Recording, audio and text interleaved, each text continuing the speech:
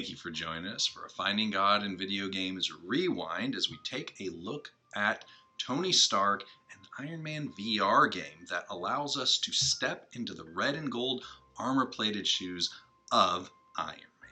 If you haven't had an opportunity, it's a VR title that really lets you kind of get into the suit and is available in almost every virtual reality headset that you can find. Now, we don't get to enjoy the wealth, the socializing, and we'll just say the other infamous pursuits of the world's greatest genius, billionaire, playboy, philanthropist, but the opportunity to take on at least the armor-clad portion of Tony Stark's personality has been something I'm sure most of us have longed to do ever since we first watched Tony take to the skies.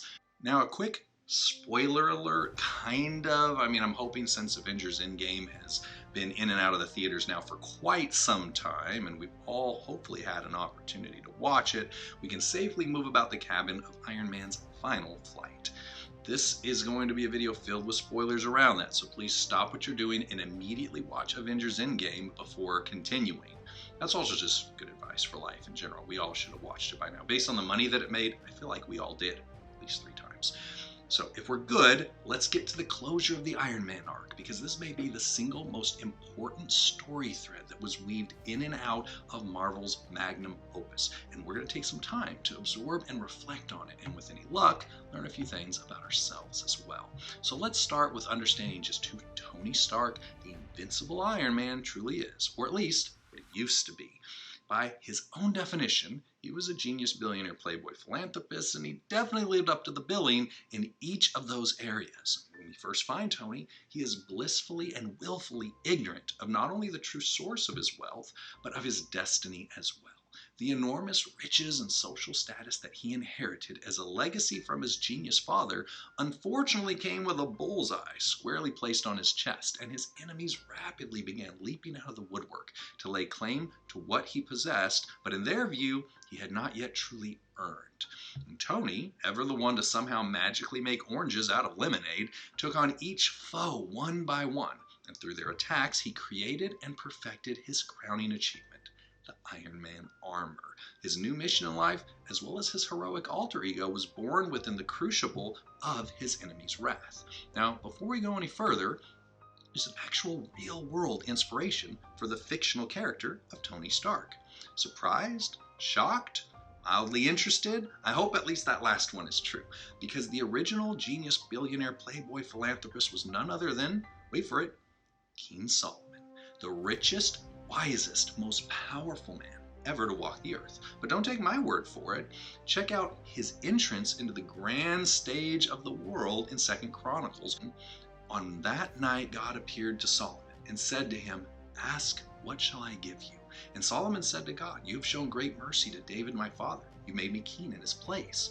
Now, O Lord God, let your promise to David my father be established, for you have made me king over a people like the dust of the earth in multitude. Now give me wisdom and knowledge, that I may go out and come in before this people. For who can judge this great people of yours?" Then God said to Solomon, "Because this was in your heart, you have not asked riches or wealth, or honor, or the life of your enemies, nor have you asked for long life.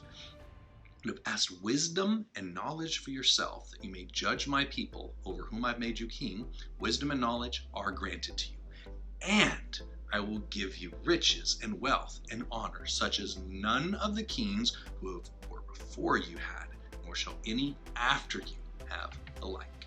He's the richest man to ever live, the wisest human to ever be born, more honor than anyone before or after him. Genius, billionaire, philanthropist, what are we missing here? Oh yeah. Solomon also lives up to Tony in his, let's just say, less virtuous pursuits as well. Solomon had 700 wives and an additional 300 concubines. So I think he has the playboy part of this nailed down too. So here we have 2 very gifted men with the intention of using all of these incredible gifts provided to them to lead, protect, and govern those that they have a responsibility for. Let's see where their paths take them. With his new power, Tony began the transition from a man who only used his capabilities for his own selfish gratification to someone who felt compelled to help others. There's only one fairly large problem. Tony was still not only his own worst enemy, but kind of the general public's as well. Think that's harsh criticism? Well, let's see. Tony, believing that he was the only one capable of truly protecting the planet, takes it upon himself to create the Ultron entity. Ultron was intended to be a suit of armor around the world, but due to the flaws of his creator, he decided to destroy the planet instead. The end result, Tony inadvertently causes a great deal of death and pain until he finally solves the disaster of his own design with the help of his powerful friends. Tony was so bent on doing things his way, even after the abject failure of the Ultron project, he created this rift within the Avengers referred to as the Civil War, which splintered the team and left them weak enough to be manipulated and defeated by Thanos. Now, perhaps you see him as having his heart in the right place, but just a tad bit out of his league. Solomon was also very much the same man, just, several thousands of years prior. He also started out well, exercising exceptional judgment with his people and completing his father David's passion project, building the temple of God in Jerusalem, a project which took him 7 whole years. But then sadly, we begin to see the priorities for Solomon shift as he decides to build a palace for himself as well, a project which took 13 years. He placed almost twice as much effort and time into erecting a monument for his own glory as he did for the glory of the living God. And in 1 Kings 11, Solomon finally had his heart fully turned away from the righteous path that he had originally set out on, building beautiful and impressive places of worship for his many wives, for their idolatrous false gods. Because of his foolish pride in thinking he could serve the Lord on his own terms while disobeying him, Solomon placed not only himself but his entire nation under the consequences of his sin. The kingdom would be split in 2, civil war, following Solomon's death, and would never be the same again due to the folly of Solomon's careless actions. So here we have 2 genius billionaire playboy philanthropists whose choices placed them on a path that divided their respective kingdoms and left them in a state of weakness. Both had good intentions, but their massive egos and hubris got in the way and placed them and those who depended on them on the brink of disaster. Fortunately, here's where their 2 paths diverge, and we'll see how each of these informs us a little bit about ourselves as well. I believe many, if not all of us, would love to just have one of the gifts that God bestowed on Solomon, much less all of these incredible blessings that were showered on him. And who wouldn't want to walk a mile in Tony Stark's arc reactor-powered shoes? I mean, one would think with all of this wisdom and all of the incredible advantage of a gifted family legacy, that'd be a recipe for success. I know many times I have been guilty of believing that if I only had maybe more money, more advantaged birth, or maybe I'd been gifted with a superior intellect or other physical gifts, my life would have turned out differently, or at least better. But both of these examples, the fact and the fiction, clearly demonstrate the reality that our environment is not responsible for who we become. It is our choices of how we choose to use the gifts that God has given us. Now, whether these gifts seem large and visible or small and seemingly inconsequential, the truth is that the size of our God-given talents has no bearing on the path that we take in life. We are ultimately the architects of that destiny or demise, and Tony and Solomon both take very different paths to their respective endgames. So let's start with our friend King Solomon. In his final days, he wrote the book of Ecclesiastes, his final account of a life that was lived with every advantage, all the wisdom, the money, the power, the women, the accomplishments. And here's where he ends up. It says, "So I became great and excelled more than all who were before me in Jerusalem. Also my wisdom remained with me. Whatever my eyes desired, I did not keep from them. I did not withhold my heart from any pleasure, for my heart rejoiced in all my labor, and this was my reward from all my labor. Then I looked on all the works that my hands had done, and on the labor in which I had toiled. And indeed all was vanity and grasping for the wind. There was no profit under the sun." At the end of a life many would consider incredibly privileged and well-lived, Solomon realized he had missed the point entirely.